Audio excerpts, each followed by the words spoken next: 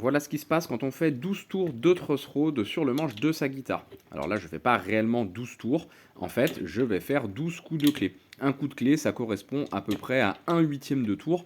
Donc c'est pas grand chose, d'autant plus que là, je n'ai pas les cordes, donc je peux tourner un petit peu plus. Donc quand on a les cordes montées sur la guitare, déjà tourner 1/8 de tour avec un seul coup de clé, c'est déjà pas mal. Donc là, je fais déjà 8 coups de clé, ce qui correspond à peu près à un tour complet de truss rod. Et on va voir ce que ça donne. Avec ma règle, je vais contrôler par-dessus les frettes et je vois que j'ai un bombé là d'à peu près 2 mm. Donc je vais continuer de donner des coups de clé, je vais en faire 4, ce qui va correspondre à un demi-tour supplémentaire. Et je vais avoir du mal à en faire plus parce que je trouve que ça force trop, donc ça sert à rien.